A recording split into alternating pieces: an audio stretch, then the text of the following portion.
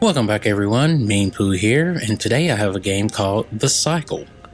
You play a character called a Prospector. The object of the game is pretty much going down to the surface of a planet called Fortuna III, accepting contracts. You will take on different jobs such as drilling for minerals, killing certain alien species, or activating some machinery and defending it. The game is PvP and PvE at the same time. The game calls this PvE-VP. Before you take on some missions, there is a tutorial that you should try which will give you the basics.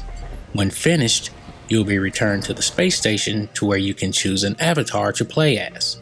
These can be switched at any time you want.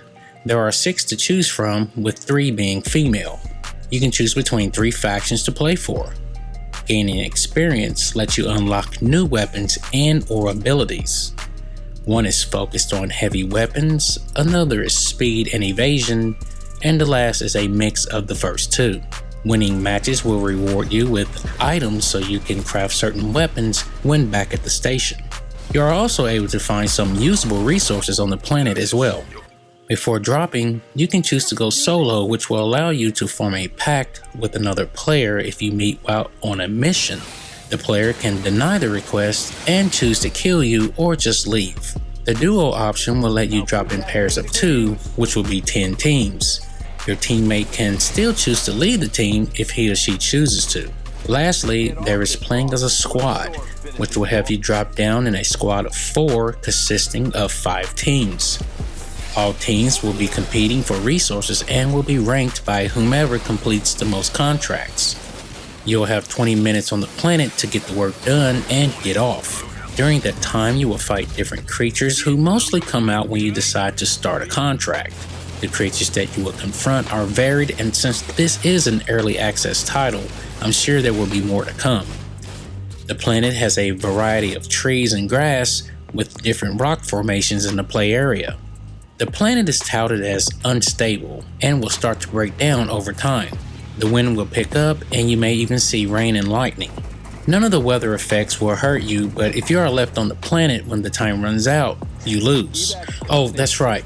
To get off the planet, you need to call the dropship down and make sure that the landing pad is clear at the evacuation site. For the most part, this game will get you some decent FPS in the 60s to high 70s while on the epic setting. The GPU, while not undervolted, was around 79C and the CPU averaged around 89. Again, considering this is an early access title, performance is not bad at all.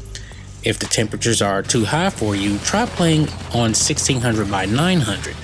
I was getting GPU temps around 72C and CPU averaged around 83.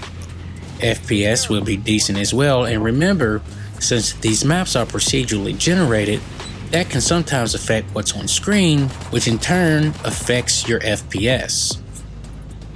If you liked the video, please consider liking and subscribing, and if it's not too much trouble, a share would be nice. That's all I have for now. Meanpooh, out. You're in for a long night. Safe and sound. Nice.